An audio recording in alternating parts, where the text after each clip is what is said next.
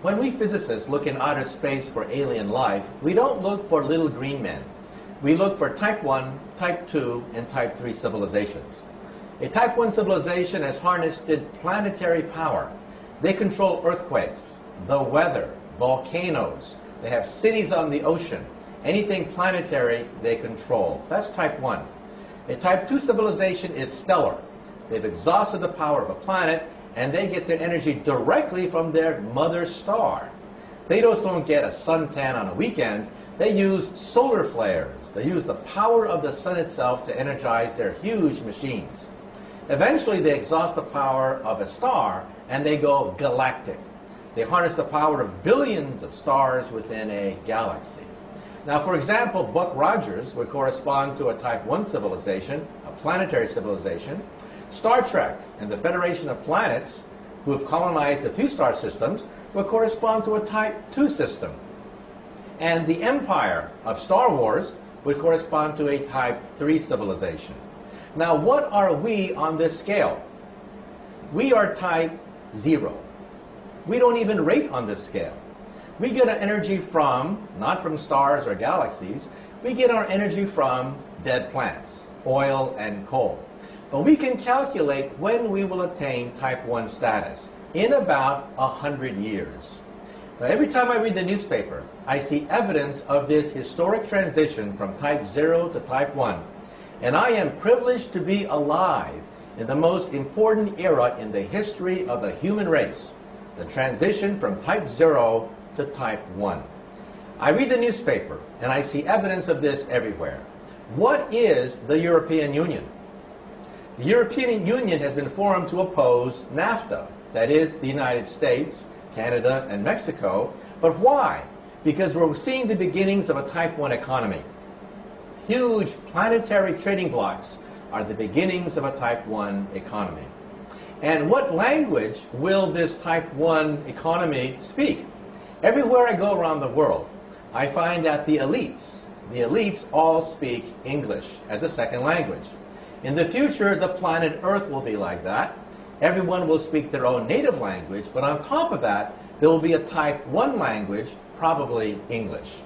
There's also going to be a type 1 culture and a type 1 political system as well. You can go anywhere on the planet Earth and show people pictures of two individuals that are instantly recognizable by any human, Madonna and Arnold Schwarzenegger. In other words, we're talking about Hollywood movies. We're talking about rock and roll, rap music, blue jeans. That's going to be the planetary culture of the planet Earth. And what is the Internet? The Internet is the beginning of a type 1 telephone system. That's all it is. And so this transition is perhaps the most important transition of all time. Some people don't want it. They fear this transition because this transition is to a planetary civilization tolerant of many cultures. These are the terrorists. In their gut, they fear this because they know they are witnessing the birth pangs of a beginning of a new planetary civilization, and the terrorists want nothing to do with it. This transition is also the most important because it's not clear if we're going to make it. When we look at outer space, we see no evidence of type 1, 2, or 3 anywhere. No evidence whatsoever. The mathematics say that there should be thousands of type 1, 2, and 3 civilizations in the galaxy. We see no evidence of any whatsoever. And why is that? Because the transition from type 0 to type 1 is the most dangerous of all transitions. We may not make it. It's a race against time. On one hand, we have the forces of integration, the forces of tolerance, a multicultural fabric emerging before our eyes. On the other hand, we have weapons of mass destruction, germ warfare, nuclear warfare, also the rise of international terrorism. They are obstacles to reaching a type 1 civilization. So in other words, perhaps they didn't make it in outer space.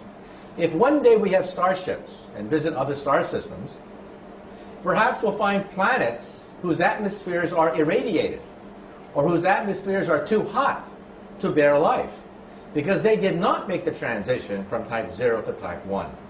Now, by the time you're type 2, you are immortal. Nothing known to science can destroy a type 2 civilization. Even a supernova cannot destroy a type 2 civilization. They'll either move their home planet or they'll simply stop the nuclear fires from exploding.